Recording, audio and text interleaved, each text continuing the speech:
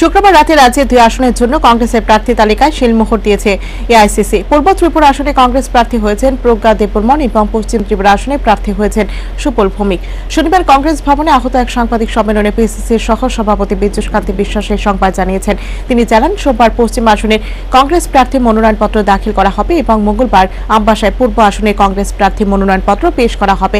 এদিন বিজেপি এবং সিপিএম ছেড়ে 56 জন নেতাকর্মী কংগ্রেস দলে যোগদান করেন। এদের মধ্যে রয়েছেন বিজেপির প্রাক্তন প্রদেশ সাধারণ সম্পাদক বিদ্যুৎ ঘোষ।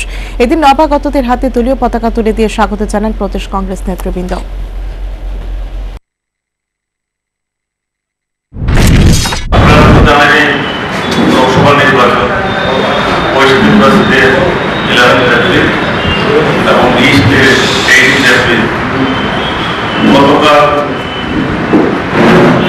আমাদের সর্বভারতীয় কংগ্রেস কমিটি থেকে রাহুল গান্ধী অ্যাপ্রুভেল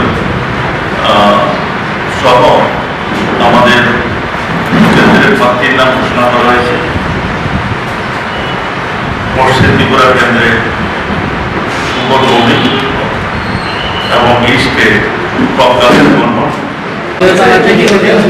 ওয়েস্ট ত্রিপুরা প্রার্থী নমিনেশন জমা দেবে সোমবার, মানে সোমবার 25 তারিখ সকাল 11টায় আমরা মিছিল করে প্রার্থীকে নিয়ে আমরা নমিনেশন জমা দেব এবং ইস্ট ত্রিপুরায় আমরা 26 তারিখ দেবো আমবাসা। আর পাশে একটা কথা বলছি, আমাদের বিভিন্ন জায়গায় বিভিন্ন বিজেপি, বিশেষ করে সিপিএম থেকে যখন আসছে, বিজেপি থেকেও ব্যাপক হারে আসছে।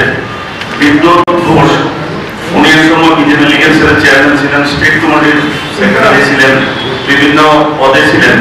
উনি যদিও আমাদের রাহুল গান্ধীর মিটিংয়ে ওনারা নিয়ে হাজির হয়েছিলেন, কিন্তু অফিসিয়ালি জয়েন করেনি। আজকে অফিসিয়ালি উনি এবং ওনার সঙ্গে যারা এসেছেন আজকে আপনাদের সামনে জয়েন করবেন, আমরা পতাকা